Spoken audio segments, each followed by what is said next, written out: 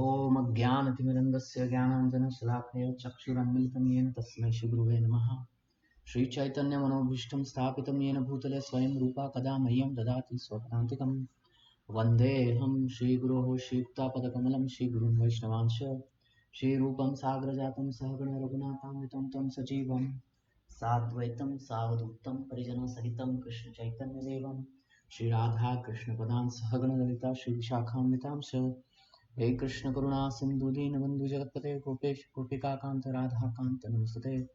तप्त कांचन गौरंग राधे वृंदावनेश्वरी वृषभानुसुते नमामि हरिप्रिये। वाञ्छाकल्पतरुभ्यश्च कृपासिन्धुभ्यश्च पतितानां पावनेभ्यो वैष्णवेभ्यो नमो नमः। जय श्री कृष्ण चैतन्य प्रभु नित्यानंद श्री अद्वैत गदाधर शिवासादि गौर भक्तवृंद। हरे Krishna Krishna Krishna Hare Hare Hare Ram Ram Ram Hare Hare. So welcome to corporate Bhagavad Gita. I hope you can see my screen and hear my voice. Yes, Prabhuji.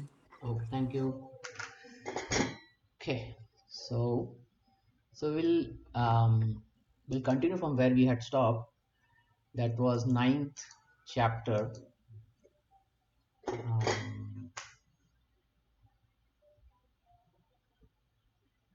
27th verse we did.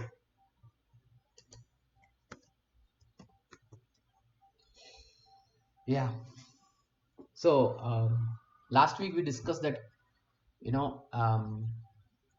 Krishna says you will come back to me if you worship me. How to worship him? And there are a few ways here. He says that you can offer me leaf, flower, fruit, water. Pretty simple things. And then he says, whatever you do, whatever you eat, whatever you offer, give away austerities you perform, do that, O son of Kunti, as an offering to me. Now, what will happen if we do this thing? That's what Krishna is going to discuss from here. Shubha Shubha Faler Evam Mokshe Karma Bandhane Sannyasa Yoga Yuktatma Vimukta Mam Upashashi. Okay. In this way, you will be freed from bondage to work and its auspicious, inauspicious result. With your minds fixed on me in this principle of renunciation, you will be liberated and come to me. The first point, this is renunciation. Renunciation means, see, the word sannyas is used. What does sannyas means? Anyone? What does it mean to you, sannyas?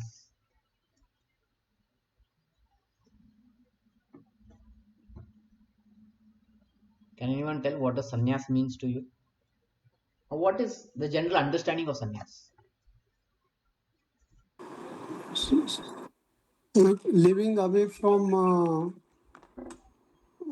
society like that, Okay. attachments, physical things. Giving up everything, and taking to the sannyasi order of life, where one would leave his wife, children, and go to pilgrimage place and live alone, right? Yeah, Prabhuji. Yeah. But Krishna here uses the word sannyas. So that this sannyas, and that is a sannyasi order. Okay, that's a varna, ashram. That's an ashram, and this is the spirit of that ashram, which is called sannyas. Spirit of the ashram is what? That you renounce what you are most attached to. So if we are doing job, what are we most attached to while we are doing job?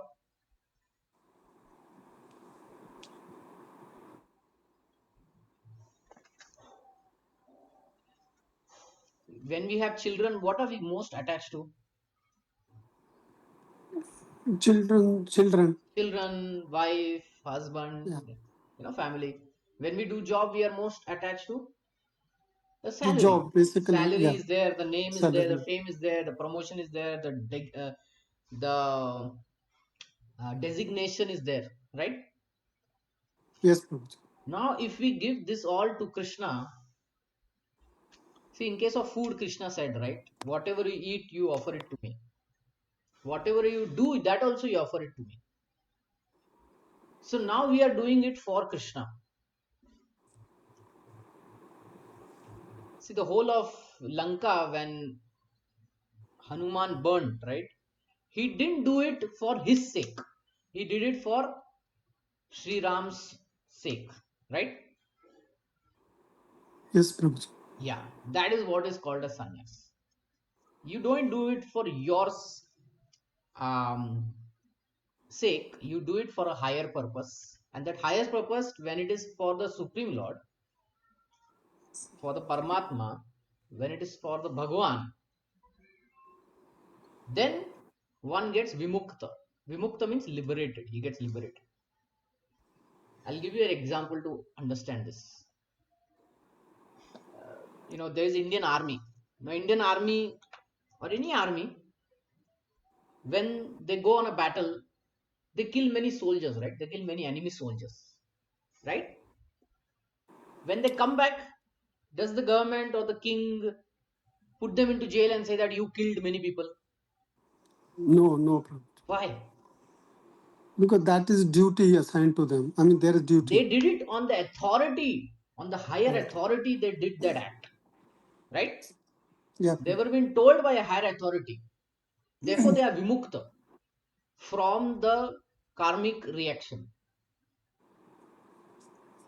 What was the karmic reaction? To kill. Hmm? So therefore, he is vimukta because he did it on the order of the higher authority. Now, if the same soldier goes to his home, his village, and he picks up a fight with his neighbor and he kills that neighbor, now what the government or the king will do? He is liable for punishment. Yeah. At that time, he's not vimukta. He's not mukta from the action because he did it on his own selfish desire. Right? Therefore, he's not vimukta. Therefore, he has to be put into jail. Right? So, similarly, when we do things for the Supreme, for the Parama Ishvara, when we do it for Parameshwara, Sri Krishna, then liberation is guaranteed. Getting? So this is what Krishna is giving an open secret. You do it for me, you will be liberated. And Krishna is a supreme. Hmm? And he says whether the bondage that you get from work, whether it is auspicious or inauspicious is it. When you do it for me, you will be liberated and you will come to me.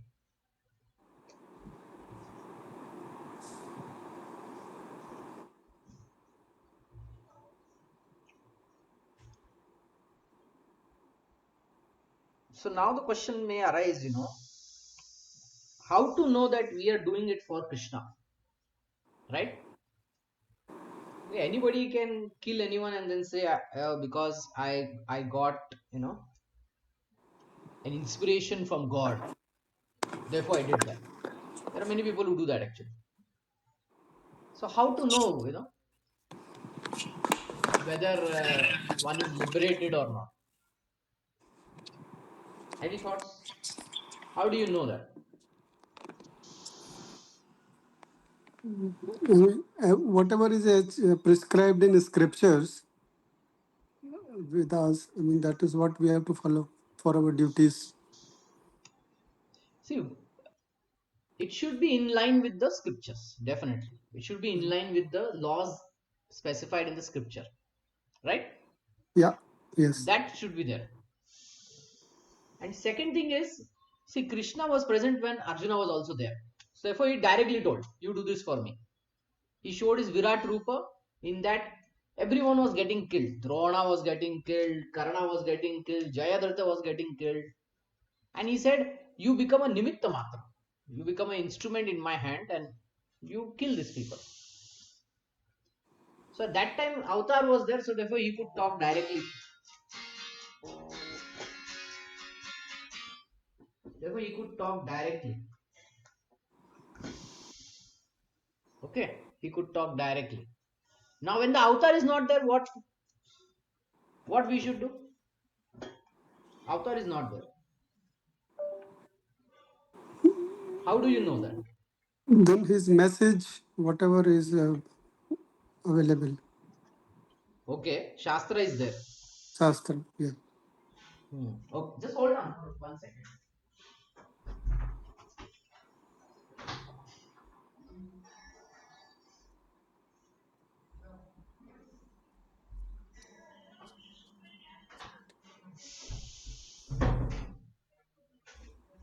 Sorry.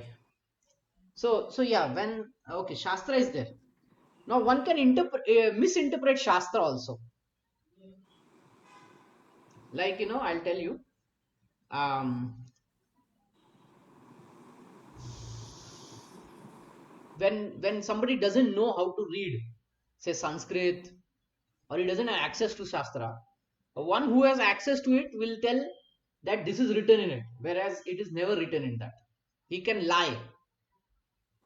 There are many instances in America. These black slaves were there. So they used to be slave. Their present generation, the next generation, like this. For many generations, they were slaves, and it was found like the masters, they would take care of them, exploit them, and all that. And um, they would read the Bible to them, and they would say it is written in the Bible that all those who are blacks will eternally will slave. Now such thing is not written, but they'll just make it up. So one can misinterpret. So now you tell me, what is the better way then? Then Guru in Parampara, he can guide. Yeah. So there should be external guru who should also confirm. Now sometimes guru can also misinterpret. Yeah. So then it should match with the Shastra. And it should match with the previous acharyas. So there is a there's a triangle of proof. Sadhu, Shastra, and Guru. All three should say the same thing. Then a particular activity we will know, whether it is in line with the scriptures or not. And then we will know, are we mukta of that or not. Okay, we cannot come up with our own ideas and say that I'm liberated. No. So Krishna says this, you'll be liberated if you do it for me, but either he should say it directly, which may not happen today, or his guru should say, but what the guru should say should be matching with what the Shastras and the previous acharyas have said. Then only is to be followed.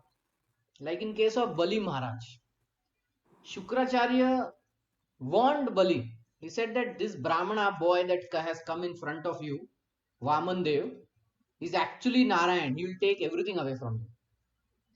So don't give anything to him. And then Bali thought, all the Shastras don't say like this. Shastra says, you give everything to Vishnu. And if Vishnu has personally come in front of you, you better give it to him. So therefore he rejected his guru, the order of his guru, and he gave the 3 steps of land to Vamandev. So even if guru is there, right, it should still match with what is said in the Shastras. Okay, and should match with what the previous sadhus have also said. There are many sadhus and many saints who have happened, right? They also say the similar things. So everything should match. Okay, we'll get into details. If any question or comment, you can interrupt and ask. One who acts in Krishna consciousness under superior direction. See, important is superior direction. Is called yukta. The technical term is yukta vairagya. This is further explained by Rupa Goswami. Anasaktasya vishayan yatharam upayunjataha nirbandha krishna sambandha yuktam vairagyam uchyate. Rupa Goswami says, as long as we are in this material world, we have to act. We cannot cease acting. Therefore, if actions are performed and fruits are given to Krishna, then it is called Yukta Vairagya. So we have to offer the fruits that we get of every action that we do. Actually, situated in renunciation, such activities clear the mirror of mind and So when we give this to Krishna, we are actually renouncing. We don't have to be sannyasis. Sannyasi, he has renounced everything, his body, mind, and soul. Okay, Tridandi. But one who's not sannyasi, he can still be renunciate. Why?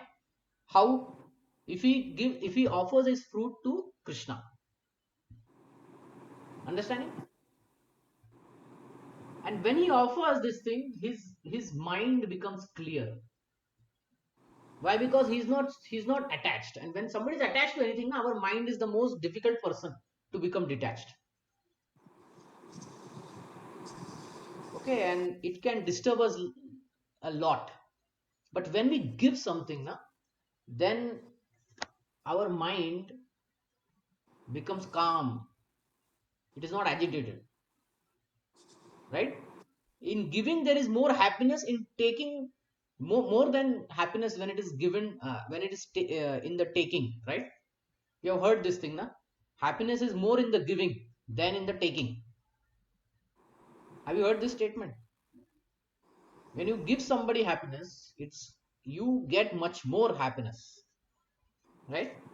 And when you take happiness from someone, and when you compare it with when you give, you find that when you give, you are more happy, isn't it?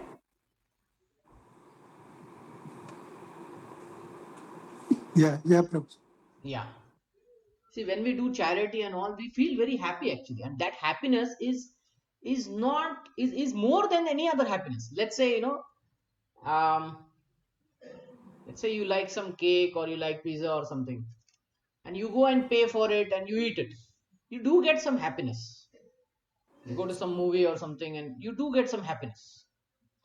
Now, let's say you see some very needy person, a friend or relative or something, or someone, and he's in need of some money or some item, and you provide him.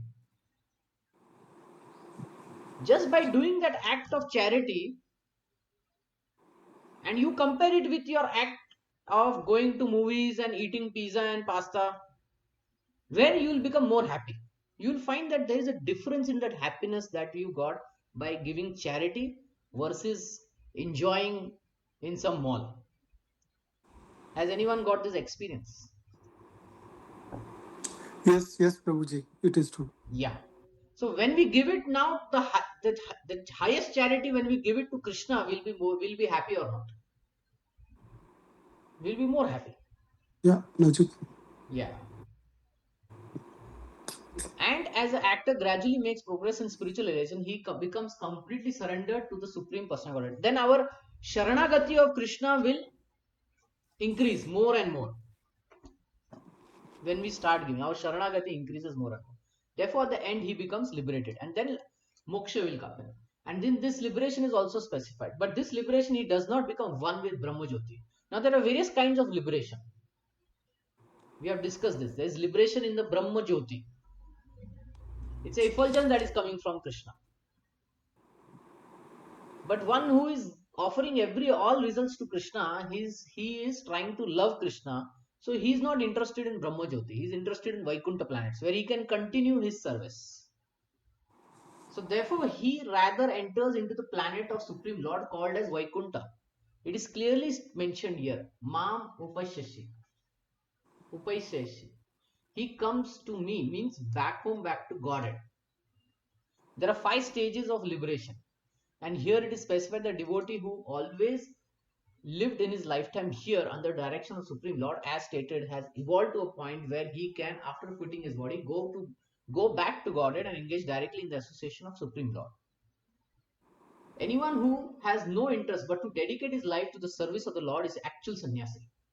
He may not taken the actual sannyasi order. He may be still married person, but he has dedicated his life to the service of Lord. Like Arjuna, he was dedicated to service to Krishna. So therefore, he is also sannyasi. Such a person always thinks of himself as an eternal servant dependent on the supreme will of the Lord. So he thinks, I am Dasa of Krishna. Jivara Swarup hoy Krishnera Nitya Das. I am the eternal servant of Krishna and his devotees. In this way, he serves the Lord and he serves everyone. As such, whatever he does it for the benefit of the Lord. Whatever action he performs it as service to the Lord. He does not give serious attention to fruitive activities or prescribed duties mentioned in the Vedas. So for himself, he is not so much interested in his sense gratification because he is getting higher happiness in serving the Lord.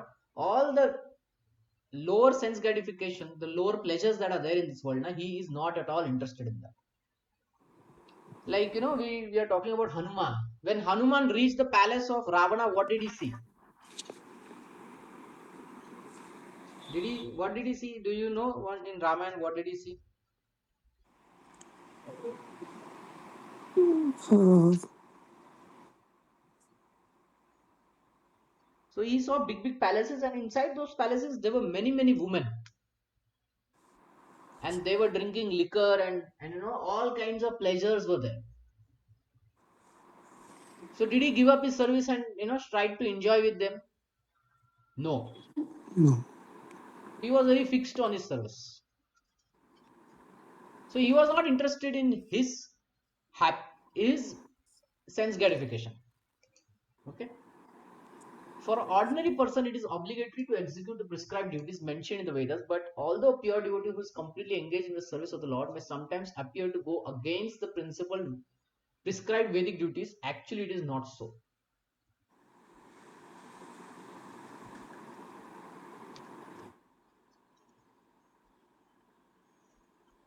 Like, we are talking of Hanuman. So Hanuman was what? Bal Brahmachari. But now he is looking at women.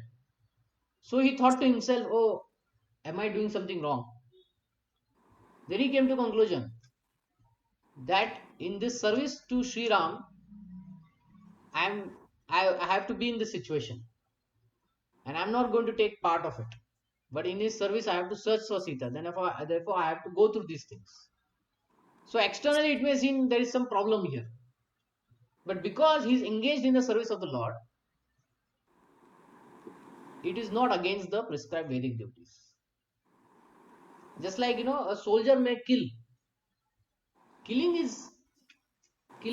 is a sinful activity, right? But because it is prescribed by higher authorities, the king or the government, he is still following those duties, right? That's what it means.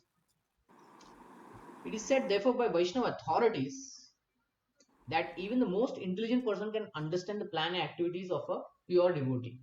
The exact words are Tantra Vakya Kriya Mudra Vignena Bhujaya. A person who is thus always engaged in the service of the Lord or is always thinking and planning how to serve the Lord is to be considered completely liberated at the present. And in the future is going back to God. It is guaranteed. He is above all materialistic criticism, just as Krishna is above all criticism. So criticism cannot be applied to him because he is doing it under the order of Krishna or his representatives aligned with the Shastra and the previous sadhus. Any question? Oh, no, Prabhuji. Okay. सम्मोहम सर्वभूतेषु न मे द्वेषो अस्ति न प्रिय ये भजन्ति तु मां भक्त्या मयिते तेषु चापि अहम. I envy no one. Krishna is now telling, I envy no one, nor I am partial to anyone. I am equal to all. Okay, this is the function of Paramatma. See, when Krishna is in our heart, right, four-handed form of Vishnu, he doesn't envy anyone. Neither he is partial. He is equal to all. Depending on our previous karma, he will award us. But whosoever renders service unto me in devotion is a friend in me, and I am also a friend to him. Here, he acts like Bhagwan, sorry. And in Bhagwan, when he sees somebody is doing service to him, he reciprocates the same way. There's a very nice story in 10th canto of Srimad Bhagavatam where a woman comes to sell her fruits. to the house of Nanda Maharaj, where Krishna is like a baby, walking toddler. And she brings fruits in her basket. And Krishna wants fruits that time. So he has seen his father and mother doing barter system. At that time, there was no currency, there was no paper money. It was all barter system. Nanda Maharaj used to give grains and get the goods. So Krishna thought, I can also do it. It's simple. So he went with his two hands, he picked up some grains in his hand and he ran. He ran towards the woman who had brought the fruits and he gave it to her. In the basket, he threw the grains. And she was so happy to see Krishna doing this small service and acknowledging her. She put all kinds of fruits on his body. And there's a very nice picture. I'll show you. And when Krishna went with all those fruits away, in her basket, she saw,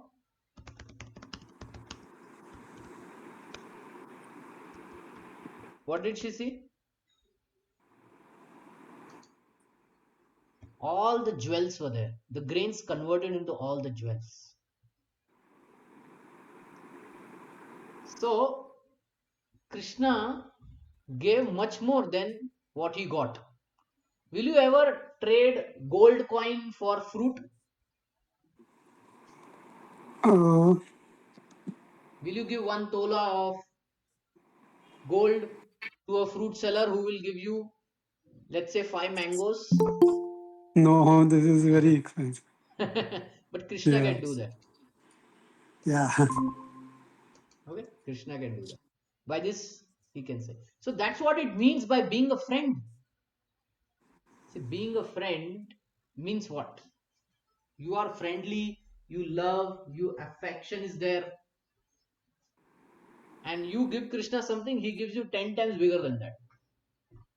There are many stories like that. Fruit seller I told, Sudama. Sudama also is another story. See, somebody doing good to us, we will also reciprocate good to them, right? Like, let's say you were on the road and you lost your wallet, and then you had to reach home, and some person gave you 20-30 rupees. Okay, take bus and go, or take metro and go to your place. Will you be grateful to that person? Yes. And when you meet that person next time, what will you do? You will try to give that money back to him, right? Yes. Yes, Prabhuji. Yeah. So that's the relationship. When somebody is serving Krishna in devotion, he will also reciprocate. And because Krishna is supreme, he'll reciprocate with that intensity. If someone helps a rich person, let's say something, the rich person wants to give something back. He won't give it equally, right? He will give much more than that. Why? Because he's rich. If someone helped him with 50 rupees at that point, he will give back 5,000 rupees, right? Because he's super rich. Similarly, when Krishna is supreme, he will give even more than that. One may question here that if Krishna is equal to everyone and no one is special friend, then why does he take special interest in devotees or always engage in transcendental service? But this is not discrimination, it is natural. It is natural, right? It is not something that somebody is trying to serve you and you are like stone hearted and not responding only. That is unnatural, isn't it? Yeah. Actually, that is sometimes called abuse also. Like, somebody not taking care of the child. So, abuse. Okay, we'll not go there, but let's put it here. So yeah, it's not discrimination, it is natural. It's natural to reciprocate with those who help you and those who serve you. There's nothing artificial in there. Any man in this world may be very charitably disposed, yet he has special interest in his own children. The Lord claims that every living entity in whatsoever is his son. So we are all children of Krishna. And so he provides everyone with generous supply of necessities of life. See, everyone gets necessity of life, whether he is atheistic or he's theist, he's a devotee or not devotee or whatever he is. Everyone is maintained. So there is a generous supply. Depending on our karma, things may go up and down, but most of the time we are being provided only, right? Our karma only stops us. If we do something wrong, then we have to be put in jail. Then we have to eat jail food. Right? He is just like a cloud which pours water all over. So Krishna is like a cloud which pours water all over. Regardless whether it falls on rock or land or water, a rich person's house or a poor person's house, everywhere the mercy will be same. But for his devotee, he gives special attention. Such devotees are mentioned here. They are always in Krishna consciousness and therefore they are always transcendently situated in Krishna. So these are Shuddha Bhaktas, pure devotees. They are always 24 hours they are thinking about Krishna and chanting his holy name. The very phrase Krishna consciousness suggests that who are in such consciousness are living transcendentalists, situated in him. The Lord says here distinctly, Maite, they are in me. Who can say they are in me? I am in him. All kinds of love stories we have heard, right? There are love songs. I am in you, you are in me. मैं तुझ में, तू मेरे में. You have heard this? Yeah, Prabhuji, this is. Yeah. So, when there is deep loving affection, these are the feelings, right? But on Krishna's level, they become true. They are absolute. On movies and so-called love stories that happen, they are relative. A small fight and then they will file for divorce. But when Krishna says they are in me, it means something completely different. It means um, there's a very deep love and affection which cannot be broken. Simple. Naturally, as a result, the Lord is also in them. This is reciprocal. This also explains the word ye te yatha mam prapadyante tam tathaiva bhajamyaham. Whoever surrenders unto me, proportionately I take care of him. Proportionately I take care of him. I respond to the person who uh, the way one person may treat me. Okay, we will respond the same way, right? If the person respects us, then we'll also respect that person. The person who gets angry on us, we may get angry on him also, right? So it's a reciprocal. A reciprocal relationship exists because both the Lord and the devotee are conscious. When a diamond is set in golden ring, it looks very nice. The gold is glorified, at the same time, diamond is also glorified. In a golden ring, what is most important? The diamond. But the gold ring, right? The gold is also equally glorified. You want the gold also to be shining. You want the diamond is already shining anyway, but you want the gold also shining. The Lord and the eternal living and the living entity eternally glitter. And when the living entities become inclined to the service of the Lord, he looks like gold. The Lord is a diamond, and so this combination is very nice. We should see a diamond gold ring. Then we can.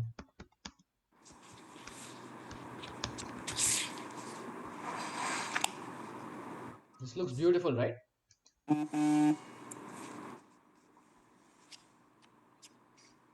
A diamond and the gold ring. Now, if this was not gold, then we wouldn't like it, right? Yeah. So yeah, that's how it is. Krishna is diamond, and if we become gold like, then we also become equally glorious, like that. See, Ram is known to be the master of Hanuman. And Hanuman is known to be the servant of Ram. Yes? Yes. Yes, Prabhuji. So both are equally glorified. Where there is Ram, there is Hanuman. And where there is Hanuman, there is, Ram. yeah. We know it's default. So Yeah. it's like that. The relationship is so deep. The Lord is diamond. Okay. The Supreme Lord becomes the devotee of his devotees. If a reciprocal relationship is not present between the devotee and the Lord, then there is no personalist philosophy. So this is personalist philosophy. This is not Mayavad impersonal philosophy. In the impersonal philosophy, there is no reciprocation between the Supreme and the living entity. But in the personalist philosophy, there is. The example is often given like the Lord is desirety, and whatever one wants from this desirety, the Lord supplies. But here the explanation is more complete. The Lord is here stated to be partial to his devotees. So in one statement, he says, I'm partial. He first says, I'm not partial, and then he says, I'm partial. This is the manifestation of Lord's special mercy to the devotees. The Lord's reciprocation should not be considered to be under the law of karma. Okay. Again, the Krishna is above all karma. He's above all three modes. So these things don't apply to him. It belongs to a transcendental situation in which the Lord and his devotees function. Devotional service to the Lord is not an activity of this material world. It is part of the spiritual world where eternity, bliss, knowledge predominate. So actually the whole thing is spiritual only. There's nothing material, duality in there. The happiness and sadness both bring happiness. See, material happiness, material sadness give two different results, right? If you're materially unhappy, or let's say if you're unhappy in this world, you're really unhappy, you feel very sad, it pains you. Okay? But in the spiritual world, if someone is sad also, that is also a reason of happiness. Which in the material world we may not experience that. But in the spiritual world, it is like that. The sadness is also happiness. Anger in this world, is it a cause of happiness or it's a cause of frustration? In this world, when somebody gets angry, is it because of frustration or happiness? Frustration, Prabhuji. Yeah. In the spiritual world, when Yashoda gets angry on Krishna, is it out of frustration or happiness? This is love, happiness. Yeah. See, when we have babies and small children, na, parents may talk angrily with the baby. Sometimes. But is it out of love or is it out of frustration?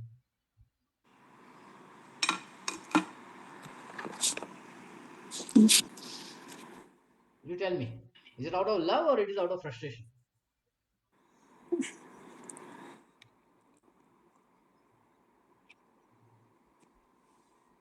Fighting in this material world is so, one person will get hit, Frustration. right? That is out of frustration. Yeah, Prabhuji. But when the father fights with his baby toddler, is it frustration or is it happiness? This is love, yeah, happiness. Correct. Yeah. Similarly, if he shouts at that baby, is it love or happiness? It's love. Again, for welfare, yeah. So, No, not for welfare. It's a baby situation. No? You don't get angry yeah, on it. correct, correct. But you can talk angrily to the baby. Yeah. It's not out of frustration. It is out of love only. Out of, yeah. So in the spiritual world, everything is out of love. In the material world, not everything is out of love. There is a lot of frustration. Yeah, The same mostly child, when he frustration. becomes teenager, it is never out of love. Yeah, yeah, correct. It is out of frustration only. Yes. Okay. Okay. We'll go to the next verse. अपि चेत सु दुराचारो भजते मां अनन्य भक्त साधुरेव मंतव्य सम सम्यक व्यवसितो ही सह. This is a very amazing verse. Krishna says that even if one commits the most abominable action, my devotee, even if he does something really, really bad, if he is engaged in my devotional service, he is still to be considered saintly because he is properly situated in his determination.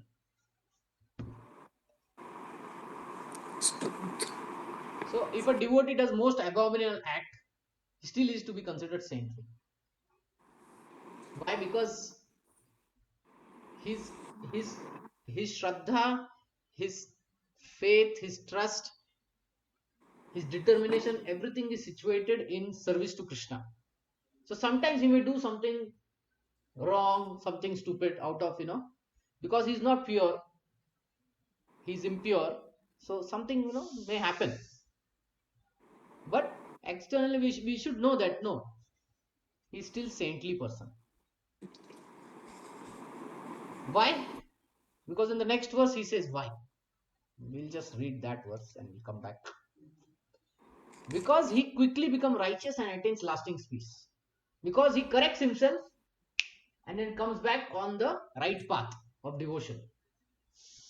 Therefore, he says, my devotee never perishes. He may do some abominable act, he may do something wrong, but because he's devotee, he should be considered saintly. Because he's saintly, he will rectify his act. He'll again become righteous very quickly. Krishna uses the word quickly. He'll quickly become righteous and again attains lasting peace. Therefore, Krishna says, my bhakta never dies or is never destroyed. My bhakta is never destroyed. Even in failure, he is success. We'll get to this. Okay, quite a long purport. The word suduracharo used in this verse is very significant and we should understand it properly. When a living entity is conditioned, when we are in this world, right, we have uh, so many conditionings, meaning we have so many desires, bad desires, good desires. um, Impressions in our heart are sometimes good, sometimes bad, so we are going through the process of purification in yoga. We are trying to be a good person, and sometimes some mistake may happen, like um, let's say somebody is a chain smoker every day, 20-30 packs of cigarette, and then he goes to rehabilitation to quit smoking. He successfully quit smoking after 1 month, 2 months staying over there, taking all the techniques and all that. When he comes back, he's able to avoid smoking, right? He doesn't buy and all that. But one day, what happens is he sees a cigarette, burning cigarette somewhere, and then his old desire comes, I need to smoke. So he picks it up and he smokes, and he says, wow, I missed the cigarette for so many times. So for so many months, so many years, I missed it. Now one family member say, again you have started smoking. Then he will realize, oh, I did a mistake. And then what he'll do? He'll throw that cigarette away, and he'll say, I won't touch it at all. So that's a devotee. A devotee may do some mistake because of past conditionings, but when he realizes that he has done a mistake, he'll quickly become righteous. And this mistake that he does should be accidental, should not be um, pre-planned, that I'm going to do this mistake. No, should be accidental.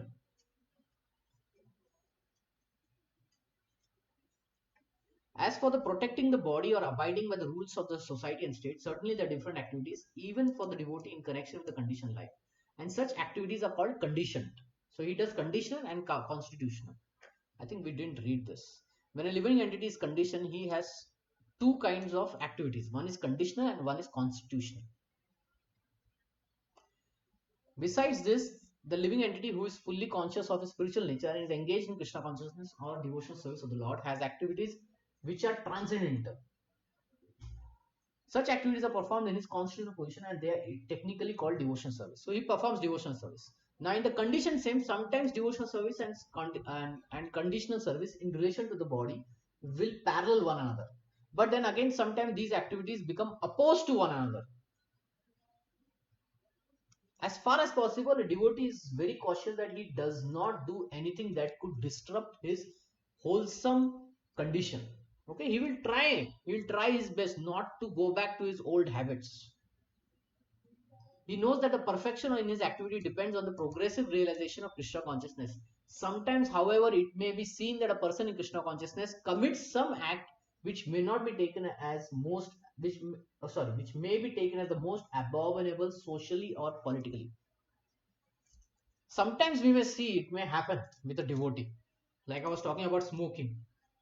You know, some stupid thing the devotee may do when he has given all up the smoking. Then one fine day he'll do. Why? Because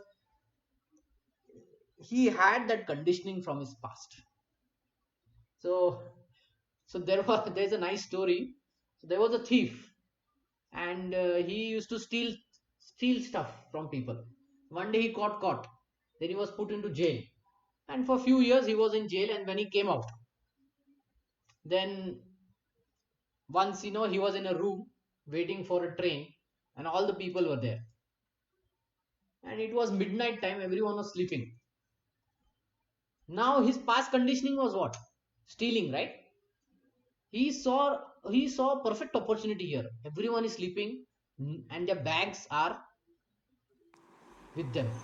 So he saw this is the perfect time to steal. But because he had been caught and put into jail, he had come to realize that I should not steal. Okay.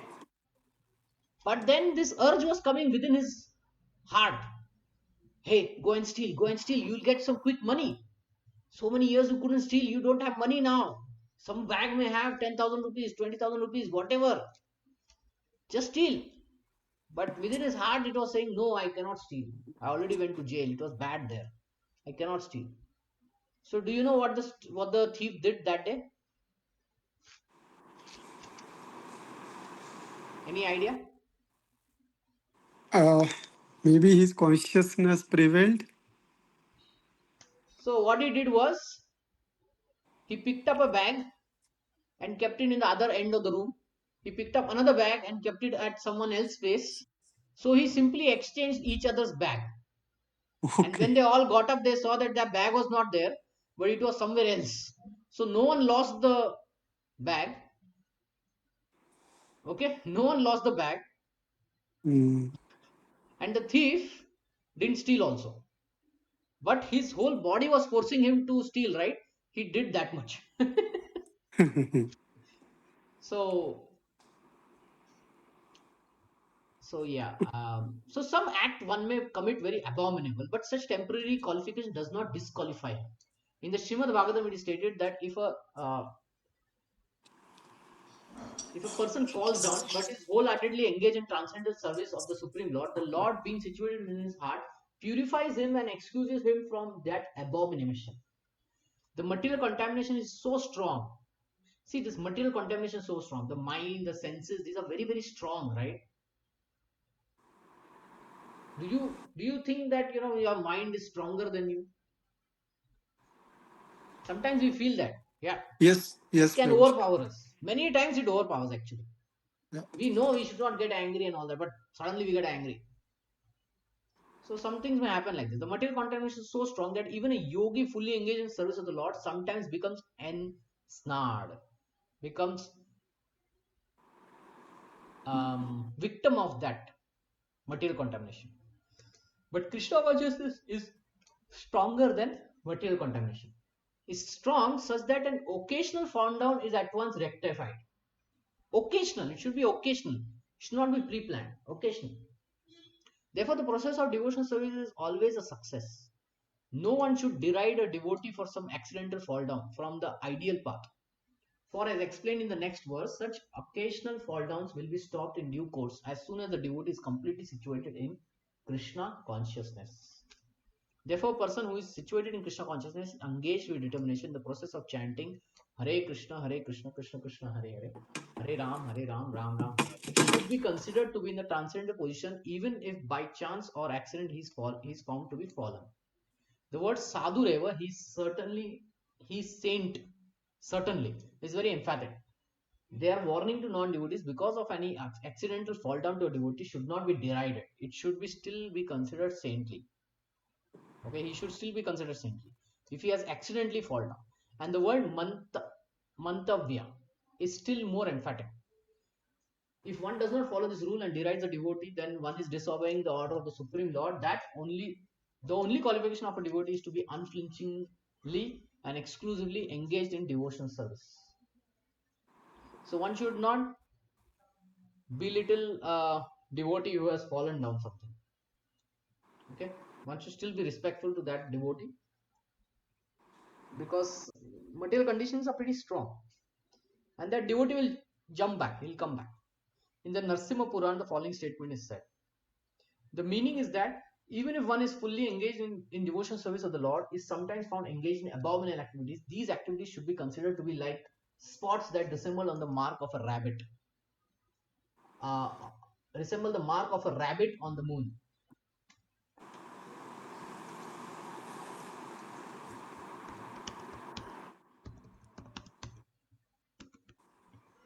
You see this? The moon is white, but if we look at it, actually it's there are a lot of spots on it. Do you see? Yes, Prabhuji. Yes. So does that mean we reject the moon? No. No. Yeah. So we don't reject the moon. Such spots do not become an impediment to the diffusion of the moonlight. See, the moonlight still continues, even though the spots may be there. Similarly, the accidental fall down of a devotee from the path of saintly character does not make him abominable. On the other hand, one should understand that devotee in transcendental devotional service can act in all kinds of abominable ways. This verse only refers to accident. So it should be accident that he may commit some stupid thing. It should not be like, okay, now I become devotee, so I can do anything now. No. Okay. Devotional service is more or less declaration of war against illusory energy. As soon as one is not strong enough to fight the illusory energy, there are many accidental fall downs. But when one is strong enough, he is no longer subjected to such fall downs, as previously explained. No one should take advantage of this verse and commit nonsense and think that he is still a devotee. He does not improve his character by devotional service, then it is to be understood that he is not a high devotee. See, when we come to bhakti, we should improve our character. Our good qualities we should improve.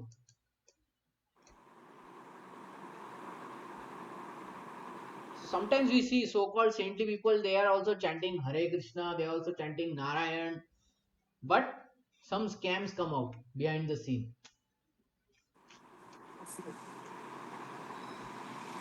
He took a lot of money, ran away, or he had sexual relationship with someone. So that is bad character. Such a devotee should not be brought near, or we should not go near to him. Respect him from a distance, and then know that he's not improving his character.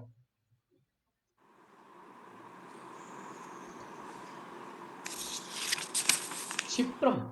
Chipram bhavati dharmatma shashvat shantim nigachati kaunteya pratijani na me bhakta pranashyati. Chipram means fast, quick, very soon, very quick he will come to dharma. My devotee who is very sincere in his heart, he will come back to dharma. Na me bhakta pranashyati kaunteya pratijani hi. Please announce. Kaunteya is Arjuna. Arjuna, please announce. You announce that my devotee will never be destroyed. If Krishna, why did Krishna say Arjuna to announce here? Because sometimes Krishna, he breaks his own promise. But if his devotee makes some promise, he keeps that promise. And especially like Arjuna made a promise, tomorrow I will kill Jayadratha. And then Krishna was in tension, how will that happen? Now Krishna is Supreme Lord, he knows how to make it happen. And then the Kauravas, they kept hundreds and thousands of soldiers in between Jayadratha and Arjuna. It took them one whole day to reach Jayadratha. Can you imagine? So many soldiers they had kept just to protect the Jayadratha. At the end, evening happened and Arjuna couldn't kill. Arjuna couldn't kill. But then Krishna, what he did was, he covered the sun. So everyone thought evening is happening. And then He removed the cover. It was kind of eclipse. Krishna made the eclipse come. And when he removed the sun, the army which was in between Jayadratha and Arjuna had dispersed because they thought that they have won. Now Arjuna will die, commit suicide because he couldn't fulfill his promise. And then Krishna says, see, I can see Jayadratha very clearly. Kill him. So then Arjuna takes a arrow and cuts off his head. So Krishna can keep Arjuna's promise, but he can break his own promise. That's why he says here, Arjuna, you declare that my devotee never perishes. He quickly becomes righteous and attains lasting peace. O son of Kunti, declare it boldly that my devotee never perishes. It should not be misunderstood. Now, this should not be misunderstood that I am a devotee of God and now I can do anything, damn thing I want. No, that's not what it means. It means you have to build your character. You have to be good character also. In the 7th chapter, the Lord says that one who's engaged in mischievous activities cannot become devotee of the Lord. So one who doesn't have good character should not become devotee of the Lord. And even if he becomes, then he should give up those mischievous activities. And if he doesn't give up, then that is cheating. Then he will be punished by the Lord. One who is not a devotee has no good qualifications whatsoever. The question remains then, how can a person engage in abominable activities either by accident or intention be a pure devotee? This question may justly be raised. The miscreants, as stated in the 7th chapter, who never come to devotional service of the Lord, have no good qualifications, as stated in Srimad Bhagavatam. Generally, a devotee is engaged in 9 kinds of devotional activities. What are the 9 kinds of devotional activities? Shravanam, Kirtanam, Vishnu, Smaranam, Pada Sevanam, Archanam, Dasyam, Sakhyam, Atmanivedanam.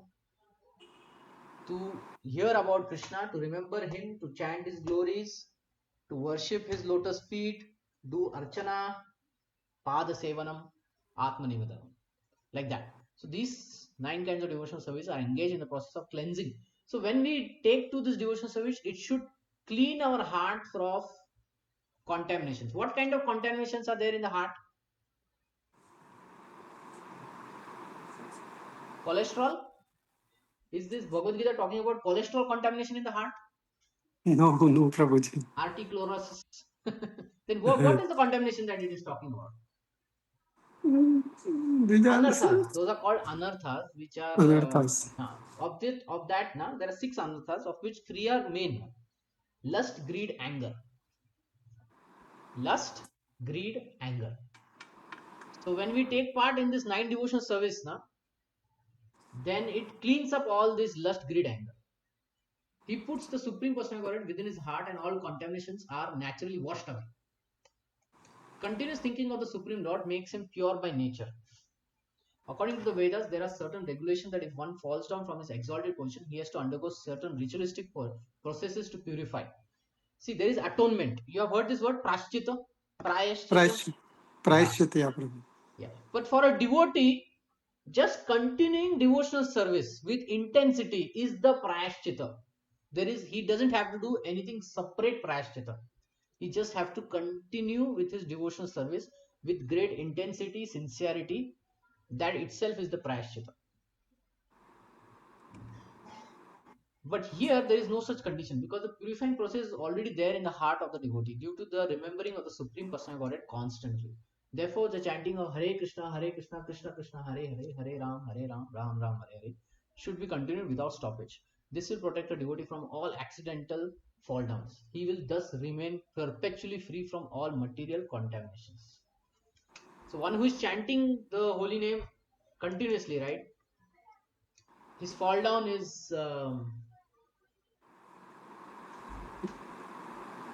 he doesn't fall down basically. He is protected by the holy name. In this regard, there was last point of today. Namacharya Haridas Thakur.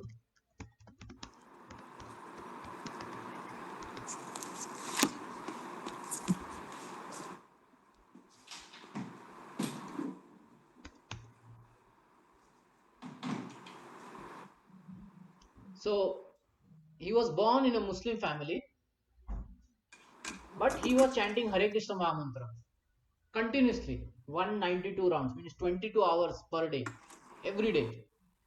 So the villagers, they became very, respectful to him. So one of the merchants, businessmen in that village, he said, I'm not getting that much respect as means that they are giving to this Haridas. So he said, I will make Haridas fall down. So he sent a very beautiful prostitute to Haridas Thakur. And she came in the night and she said, you are young man, I am young woman, we will enjoy. Then Haridas Thakur said, I am chanting, let me finish my chanting. So she stood, okay, you finish your chanting. And when she waited, the morning came. Haridas Thakur had not finished his chanting. She went away. Another night she came. Same thing happened. Haridas Thakur was chanting. He said to wait her. He told her to wait. Third night also same thing happens. At the third night, a transformation takes place in the heart of this prostitute. And she, hearing the pure name of Krishna, she changes, she becomes very repentful. And she says to Haridas Thakur, what were her intentions? And then she seeks forgiveness from Haridas Thakur. And she becomes his disciple. And then she tells that because this merchant had sent me to make you fall down. So then she takes to the service of Haridas Thakur and she shaves her head. In the same kuti, she starts chanting and Haridas Thakur leaves. So one who is continuously chanting the holy name, now he will not fall down. Okay. So with this pastime of Haridas Thakur, let's open up for some questions or comments. Anyone has any question or comment? Can you speak up?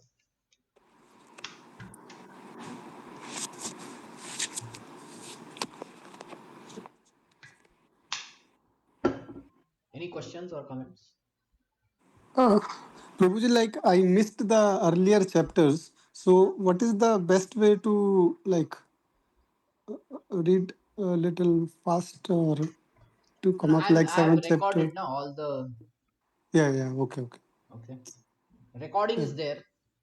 yeah. You can try that. Okay, okay. Prabhuji. Hmm? Yeah, thank you. Or else there are others also who have given overviews of each chapter. If you want, I can send you that link. Hmm? Okay, okay, Prabhuji. Thank you, Prabhuji. Okay, any other question? Hmm, thank you. Okay, thank you. Hare Krishna, Prabhuji. Hare Thank you. Krishna, Hare Krishna. Let's Hare meet Krishna. next week. We'll continue with 9.32.